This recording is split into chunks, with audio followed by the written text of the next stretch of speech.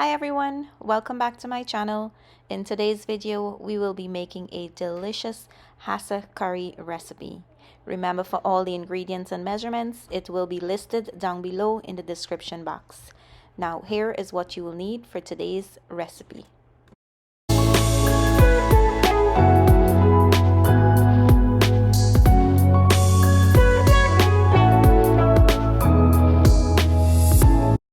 For ingredients, you're going to need some okro, mango, scallions, and in this corner here I have some celery leaf. I'm also going to be using some onions and tomatoes. And in this little container I have some adobo, garlic salt, chicken bouillon, and accent. Accent is one ingredient that is optional. You don't have to use it if you don't want to. For curry, I will be using some Lala's curry powder. I also have here some garam masala from the Indo-West Indian brand. I have tomato paste, green seasoning. I'm also going to be using 2 bay leaf, and you can also go ahead, prepare your green seasoning the way you like it. I have some coconut milk, and I'm also going to be using 1 pack of Goya Sazon. I'm also going to be using some avocado oil. You can use whatever oil you have in your kitchen. And here is my hassa. Now in this little mug here, I have some green seasoning slurry. A few hours before I'm ready to cook my hassa, what I like to do is add a little bit of that green seasoning slurry in the belly of the hassa. After adding the green seasoning slurry in the hassa, you're going to mix it all together, and we are going to leave it on the side to sit for about 2 to 3 hours. If you don't have the time, it's totally fine. You can start cooking your hassa.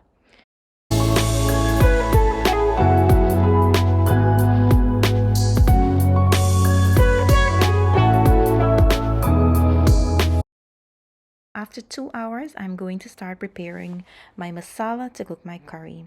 In a large mixing bowl, I've added my green seasoning, my curry powder, my masala, and also my tomato paste. After you're done adding everything to the bowl, you're going to mix until everything is nicely combined. One ingredient I forgot to mention is today I'll be using some tomato chunks. This tomato chunks is from a can. If you don't have it, you don't have to use it. It will not change the recipe in any way. After adding it to the bowl, you're going to mix to make sure all the ingredients are combined. Next step is starting the cooking process. Now to my old trusted heavy bottom pot, I'm going to go in with about 1/4 cup of oil. As I said earlier in the video, you can use any oil of your choice. After your oil come up to a nice hot temperature, you're going to go in with your onions, and you're also going to go in with your bay leaves. You're going to allow those to fry and infuse in the oil for a bit before adding in your masala. Now go ahead and add in your masala, and we are going to fry this on medium to medium low heat until the oil starts separating from the masala. As you can see here, my masala is starting to separate from the oil, and it's also starting to stick to the bottom of the pot. Once you see that, it is a good indication that you are ready to add in your hassa. Go ahead and add all the hassa in your pot, and we are going to fry it up on medium to medium low heat.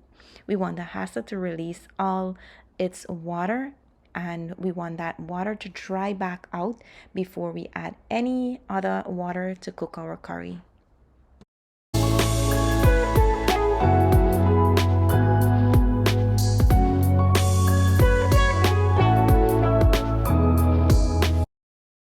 Now after a few minutes of cooking, I realized that my hassa did not release the amount of water that I had wanted it to release. So to help that step, I am going to add in about a cup of that coconut milk and allow the hassa to start cooking again. We're going to wait until the coconut milk dries out before adding in the water to cook it, and also the other half of the coconut milk. And just before the coconut milk dries out, I went in with my mango. The next step is adding in your water and your coconut milk. You didn't see me adding any water because I accidentally forgot to turn the camera on while I was adding in that water. After adding in the water and the coconut milk, you're going to go in with your dry ingredients. You're then going to allow the curry to come up to a boil and add in your tomatoes, celery leaves, and your okro.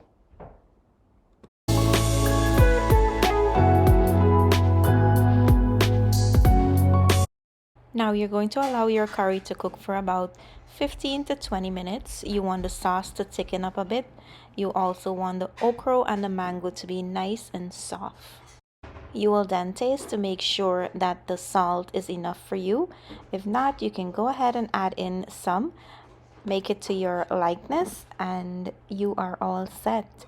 I do hope you enjoy watching this video as I enjoy making it for you all. Don't forget to like, comment, and subscribe to my channel if you haven't yet subscribed for more delicious recipe. As usual, I want to say thank you for watching, goodbye, and I will see you in my next video.